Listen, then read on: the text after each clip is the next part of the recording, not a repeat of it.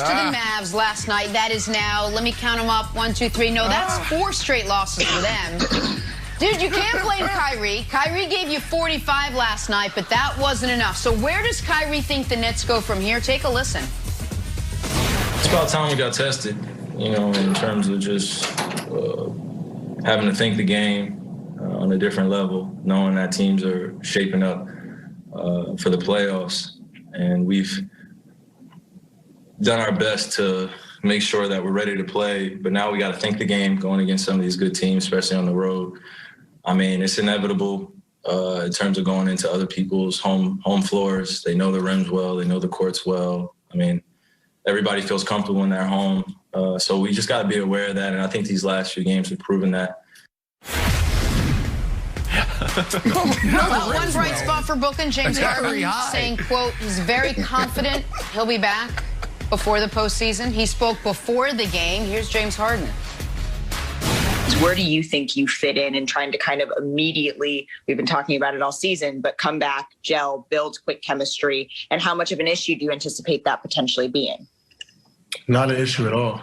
I think one of the things that a lot of teams don't have is talent, you know, so we don't have to worry about that aspect. You know, we can control the rebounding and the screening. Like, we can watch film and get better at that. But skill-wise, we're elite. So that's not my, you know, I'm not worried at all. Talent is the thing that the other teams don't have. Hey, we talked for so long about this big three. How many games have they played together? 7. That is it all season. Former NBA champ Antoine Walker joining the conversation. Juan, how should Nets fans feel this morning? Disappointed by a 4th straight loss, or encouraged by Harden nearing a return? They should be excited that Harden is nearing a return. The 4 straight losses could come into play if they're worried about seeding. Right now, they got a chance they can fall to the 3rd seed, which could be very dangerous when you talk about playing maybe a Boston and Miami in a 7-game series in the first round. Teams that have scoring ability, they can score with you, they can play small ball with you. So matchups become a problem. But James Harden coming back is what they need. I've said this from the beginning. They're not going to be as good as they can get on the floor together.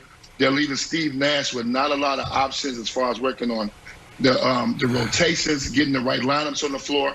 And I understand what James Harden is saying when he says elite, but you have elite scorers. They have 3 guys that can get you 45 like we saw last night, Kyrie Irving, but is that going to be enough? That's a great thing to have, but also if you don't have any type of chemistry or anything going defensively as well as offensively, it becomes a problem come playoff time. I'm a firm believer. I'm a little old school. From my experience, you can't just turn it on come playoff time. You got to have some continuity. You got to be feeling good about your body, mentally, physically. Everything has to be in sync when you get into the playoffs. They are good enough to win a game or 2 because they got individual guys who can have monster games. But you're talking about winning the NBA title. It's not about winning 1 game or winning 1 series. The goal is much higher for them than it is for other teams. So you should be concerned, but they should be happy that Harden's coming back. And if he's able to play 4 or 5 games as a complete unit, I like that. That's a better look going into the playoffs. But they should be concerned because the chemistry part is not going to be there. Twan, this weekend, swept by the Bucks. No energy, no hurrahs when you hit a big shot, no effort getting through picks and defense. We had this discussion Monday, Twan, and I said I was frustrated. Now it's Friday, 5 days later. I am furious. I mean, how do you hold Luka to 24 points?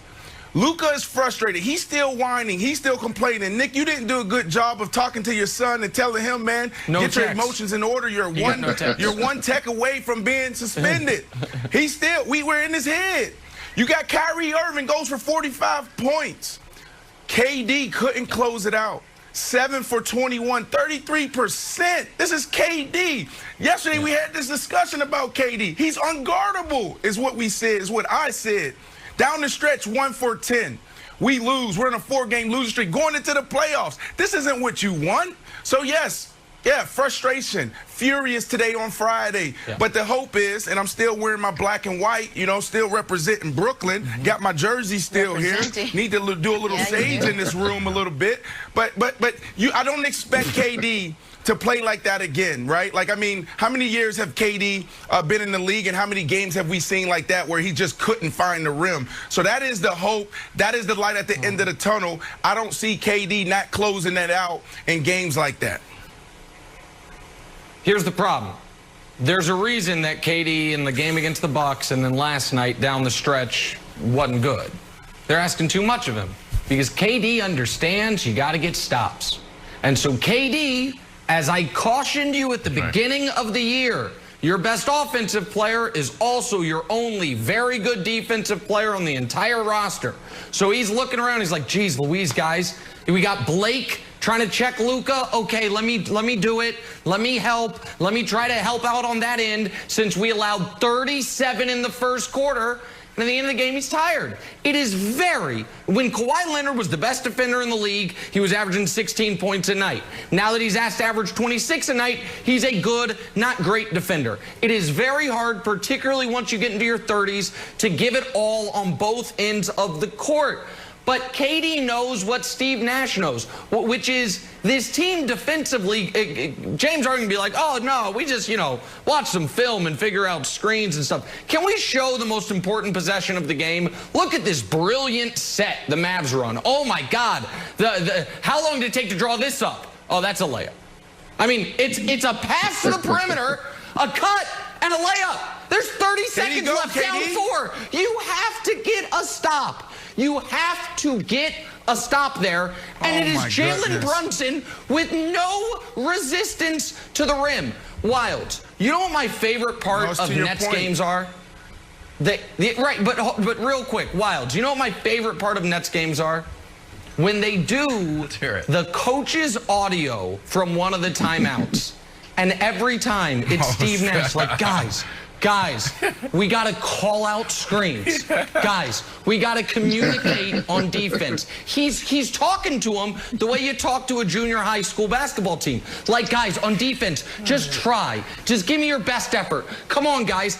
Folks, the playoffs start in 10 days. They are as bad defensively as I promised you they would be. They have not figured out their center rotation. Free advice, Nets fans. Start Claxton. He's your only shot. But instead, it's like, hey, we're going to start Blake Griffin at center. Okay, enough. I mean, it is what it is, Wilds. Brandon, that is a concern. We never know. You roll the dice like, oh, DeAndre Jordan, DNP. Like, oh, he's starting. It's just something that maybe you can bet on as the NBA embraces gambling. You can bet, is DeAndre Jordan good or is DeAndre Jordan a bench warmer? No one can figure it out. Antoine, I 100% buy what Nick is saying about KD expending too much energy on both sides of the ball now.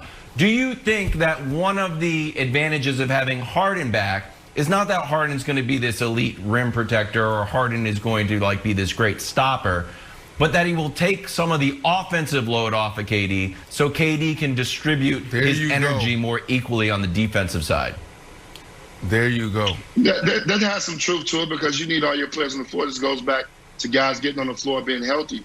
With no chemistry, that's what happens. Defensively, you're not very good, but you don't have defensive-minded guys on the team.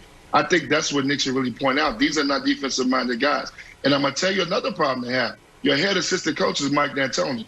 So I guarantee you the one guy who's voted for DeAndre Jordan not to be on the floor is Mike D'Antoni. He don't like centers on the floor. He likes to be small ball. He likes to play small. But you got to have some rim protection. You have very good big men now in this league, centers that are up for MVP. You've got to play somebody with some size and protect the rim.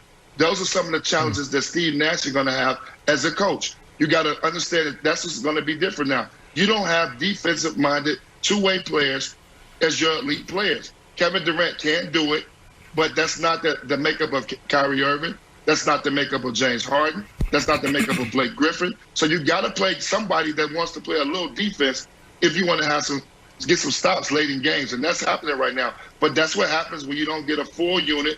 You don't get a chance to work with guys to try to figure some of this stuff out. And that's going to be a challenge for Steve Nash come playoff time.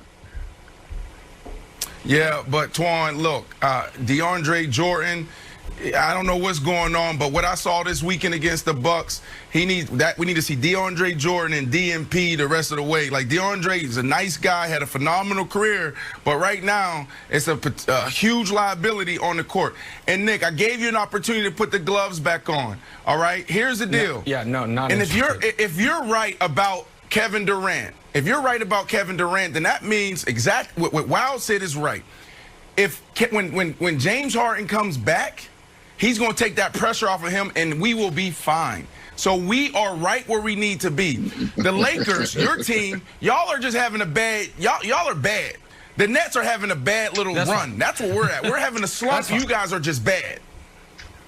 That's fine. I will listen. The Lakers certainly, when LeBron James isn't on the court or not playing, they're not very good. Luckily, I think he's going to rejoin the team next week. But just real quick, the idea that, hey guys, Kevin Durant, you're going to be our Ben Wallace, and don't worry about the offensive end. I don't think when they put the team together, that was the plan. But I did find, Jenna, the Kyrie sound very interesting, where he's like, listen, teams know the rims at their home court and the courts at their home court. Okay, so it sounds like you think maybe home court matters. That's a bummer, because now you are barreling towards